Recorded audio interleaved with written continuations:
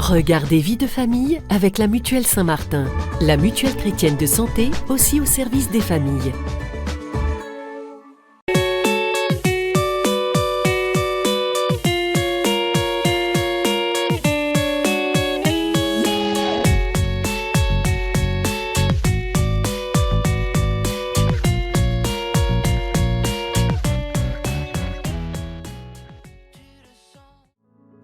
Marjorie et Baudouin sont les heureux parents de 3 enfants. Si leur vie de famille se passe aujourd'hui pour le mieux, il n'en a pas toujours été ainsi. Car pendant plusieurs années, Marjorie a dû faire face à l'épreuve de la maladie, une dépression postpartum apparue peu après la naissance de leur 2e enfant et qui a mis du temps à être diagnostiquée. On a eu Joseph, notre aîné, assez rapidement. Et ça a été un bébé vraiment facile, qui a dormi assez rapidement tôt, mais du coup tellement facile que on s'est dit qu'on avait envie d'agrandir la famille au final assez rapidement. Donc Eugénie est née et en fait très vite elle a été quand même beaucoup plus demandeuse que Joseph.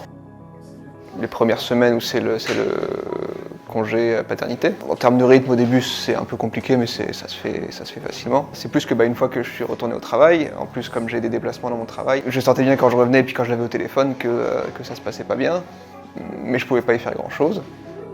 Avec une douzaine de réveils par nuit et les difficultés alimentaires d'Eugénie, Marjorie a de plus en plus de mal à se reposer et se sent de plus en plus mal. Elle espère alors que la reprise du travail l'aidera à aller mieux. Dans mes souvenirs, le plus dur, c'était vraiment de gérer les deux. Chaque matin, je me réveillais avec comment va se passer la journée. Et au départ, je me disais, c'est parce que je suis à la maison toute seule avec les deux. Et donc après, j'ai repris le travail. Ça m'a fait au départ une espèce de bouffée d'oxygène. Mais en fait, très vite, c'est revenu des espèces de pensées très noires, très dures. Et je suis la pire mère du monde, il faudrait qu'on me retire mes enfants. Et c'était pas parce que ma fille était difficile et que je dormais pas beaucoup, c'était aussi parce que j'étais rentrée dans une spirale où j'arrivais plus à en sortir, quoi. Elle contacte alors la PMI, la protection maternelle et infantile, qui, avec son médecin traitant, va diagnostiquer cette dépression postpartum et commencer un suivi médical, qu'elle a d'abord beaucoup appréhendé. Au départ, un gros vide et beaucoup de peur parce que je me suis dit qu'est-ce qu'ils vont me dire ? Ils vont me juger sur ma manière de gérer ma fille, ils vont peut-être se dire qu'il vaut mieux me prendre mes enfants, donc j'avais très peur au début. Mon médecin m'arrête pour 1 mois, je commence les antidépresseurs et ainsi en parallèle la PMI m'avait mis en lien avec l'unité mère-enfant. Je pense que c'est un peu tout en même temps qui m'a aidée à lâcher prise. Il y avait moins d'angoisse et les choses se passaient de mieux en mieux. Et après, les enfants grandissaient, donc c'est aussi plus facile quand ils grandissent. Un long travail sur plusieurs années, mais qui a apporté beaucoup de fruits pour Marjorie. Ça m'a tellement changée. J'ai toujours été quelqu'un de très dans le contrôle, très perfectionniste et très anxieuse. Et je dis pas que je le suis plus, mais je le suis tellement moins en fait. Quand on est vraiment au fond, c'est comme si on voyait plus la porte de sortie. Ça a vraiment été très progressif en fait, marche par marche, avec le soutien de mon médecin, la mise en place du traitement. Petit à petit remonter vers la lumière et se dire non en fait la sortie je la vois et ça donne du courage un peu comme quand on voit l'arrivée et que se dit un jour j'y arriverai quoi. Et c'est grâce à ce long travail et ces accompagnements que Marjorie et Baudouin ont donné naissance au petit Philippe avec une joie renouvelée il y a 2 ans. On voit dans le reportage que Marjorie, la maman, a eu des pensées sombres et dévalorisantes sur sa maternité, sur sa capacité à être mère, que ça a duré longtemps, avec des fluctuations d'humeur, puisque contrairement à ce qu'elle pensait, la reprise du travail a finalement été plus difficile, avec les pensées qui continuaient à venir l'envahir.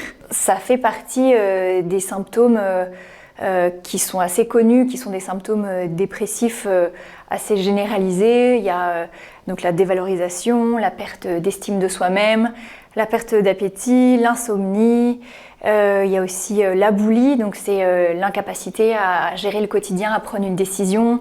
Il y a aussi une grande tristesse. Il peut y avoir des angoisses pendant la grossesse, mais le plus souvent c'est après l'accouchement. Tous ces symptômes-là, quand ils perdurent dans le temps, quand ils durent plus que 10 jours, 15 jours, c'est à ce moment-là qu'il faut peut-être être en alerte. Et c'est une invitation peut-être à exprimer son mal-être, parce qu'effectivement, la plus grande prison de la dépression postpartum, c'est le silence et c'est la honte. Si on doute de sa capacité maternelle, si on a l'impression d'être vraiment à côté de la plaque sur tout ce qu'on avait projeté comme mère, il faut se dire que Demander de l'aide, c'est déjà un acte maternel. On peut se tourner d'abord vers son époux, vers le père de l'enfant. On peut se tourner vers sa famille, vers ses amis. On peut aller voir sa sage-femme, on peut aller voir son médecin généraliste. Dans l'idéal, c'est quelqu'un en qui on a confiance, quelqu'un qui aura un regard bienveillant. Et ce qui est le plus difficile, c'est d'oser franchir le pas, en fait. Et spirituellement, ce qui peut libérer les mamans, c'est de lâcher prise, d'accepter cette part de vulnérabilité qui se fait en elles, qui est extrêmement douloureuse, qui peut être une épreuve vraiment terrible, mais qui, selon moi, est un moyen de laisser passer une forme de lumière. La faille, en fait, ça ouvre quelque chose. Accepter de l'aide, c'est vraiment lâcher prise et accepter qu'on existe avec l'autre et grâce à l'autre aussi.